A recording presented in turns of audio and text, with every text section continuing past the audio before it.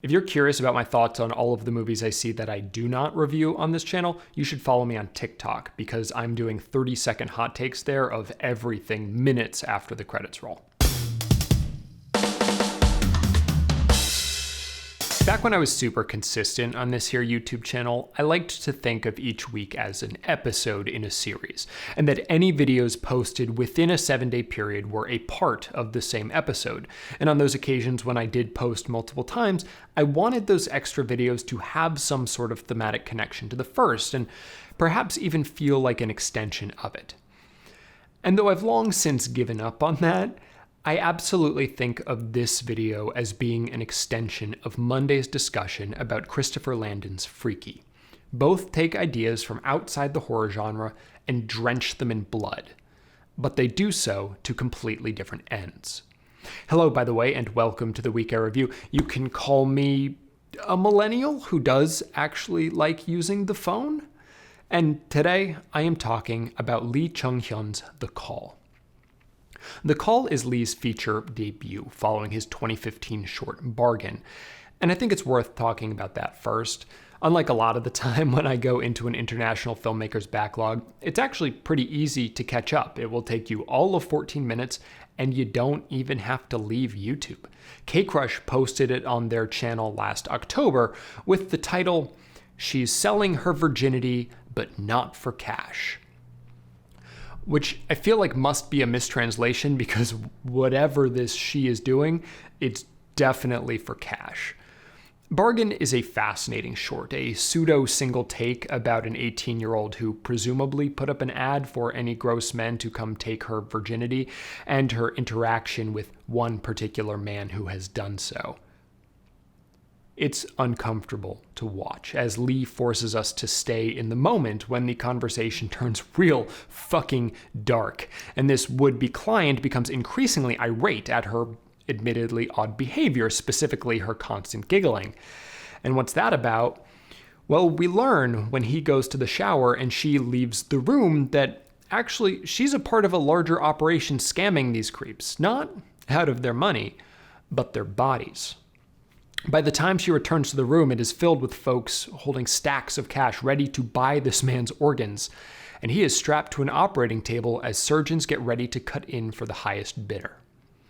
It's a clever twist. Even primed by The Call and all of the other Korean movies I've seen, it surprised me, and I understood why someone would want to give the guy who came up with it the opportunity for something bigger.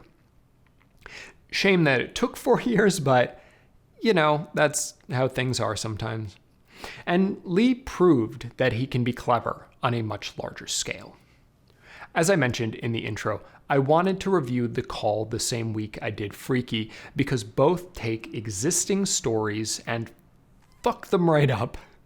Where Freaky brutalizes the body swap popularized by Freaky Friday, The Call is a twisted take on Kim Jong-kwan's Ditto, which interestingly enough came out the same year as the conceptually similar Lee Hyun-sung film Il Mare, which was later remade in the US as the Keanu Reeves-Sandra Bullock vehicle The Lake House.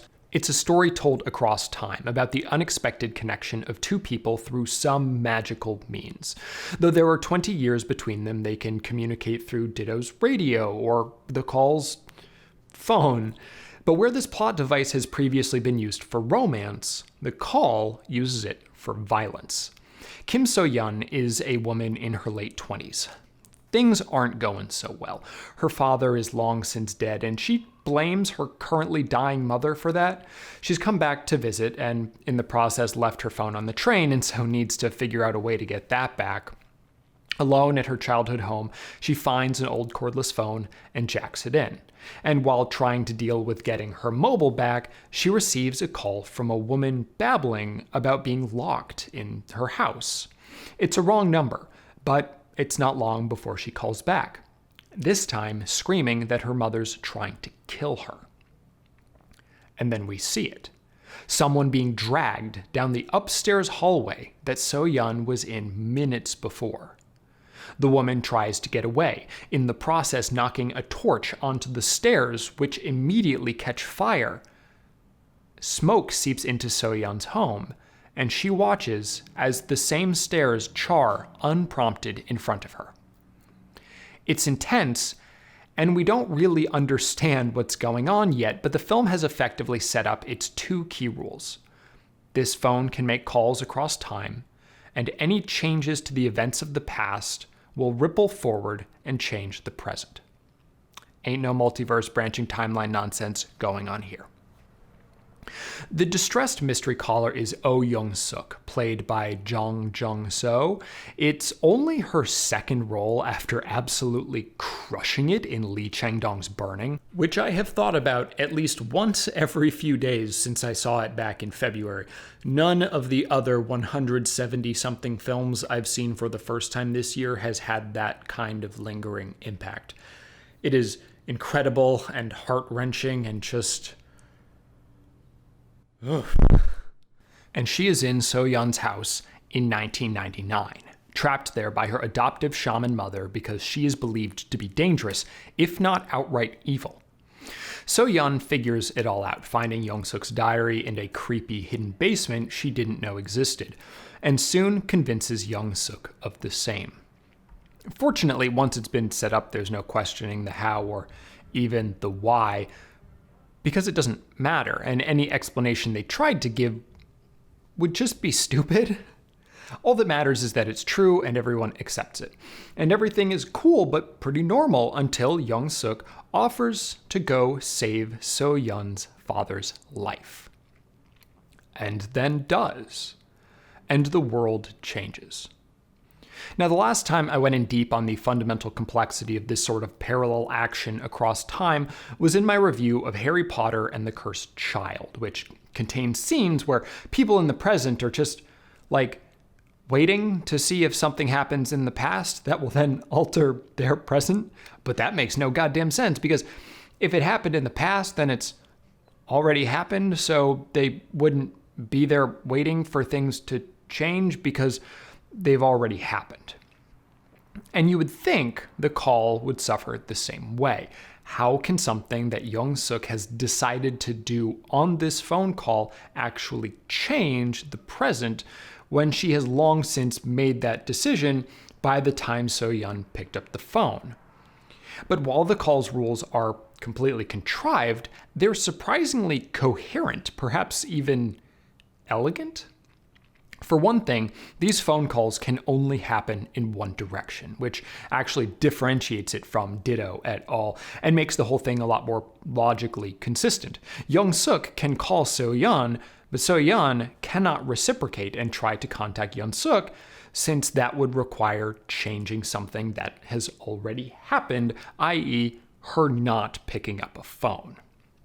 And so it becomes clear that we've got it backwards. It's not that So-yeon is talking to someone in the past, but that Young-suk is talking to someone in the future, which is a nebulous concept that is ever-changing until the moment that it's not. Each time we see So-yeon's reality change, it's because her time doesn't really exist yet. She's living in an extrapolation of the reality of 1999, exactly 20 years in the future to the minute. And so as the data is updated, the model changes. And as Young-suk fucks with God's Excel spreadsheets, there may not be a God, but I will be damned if Excel isn't a religion. It has massive repercussions. And she does damage. Remember when her adoptive mother thought she was evil and going to do some murders or whatever? Turns out she was right. And we can debate all day whether she would have gone all murdery if she didn't have a woman physically and psychologically abusing her all the time. But the point is that it's happened, and Young-suk is now ready and out for blood. And good golly, does she spill it. And each time she does, So-yeon's world changes, and she experiences that change in a pretty wild CG destruction and reformation of the world around her. The one she understands has been replaced, but her memories aren't changed. When she sees her father again, she's ecstatic, and he's confused because he's always been there, and so has she.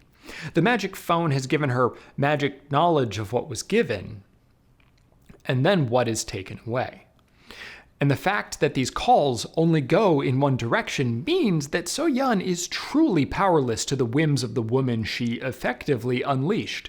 Bargain made clear that Lee Chung-hyun does not see the best in people, or at least is uninterested in the people who could be considered best. But where the man in Bargain deserved some sort of punishment, and it may as well have been that one, So-yeon didn't really do anything but pick up a phone and then try to help the psychopath she didn't understand was on the other end. She is purely a victim, which makes the cruelty inflicted upon her through time even harder to watch. The call pulls absolutely no punches, all the way to an ending that made me laugh hysterically for reasons that probably don't speak well about me as a person. And so this subversion of these romances mixes with another classic story, The Monkey's Paw, except the paw is a traumatized woman who can hold your existence hostage from 20 years in the past. So-young wished for her father back and didn't think that there might be consequences. But there are. Of course there are. And watching the dissolution of what seemed at first to be a genuine friendship between these two women, it makes you wonder about those romantic stories. More than some sort of abstract fate that brought those in Ditto and Ilmari in touch across time, it's luck that they actually like each other. Because if they don't, if one of them is jealous and angry, well, the call seems like the inevitable result, which is pretty fucking bleak. 7.4 out of 10.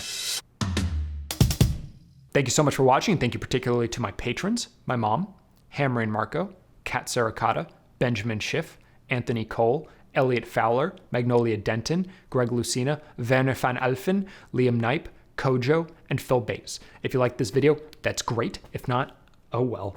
If you want to see more, please subscribe. I hope to see you in the next one.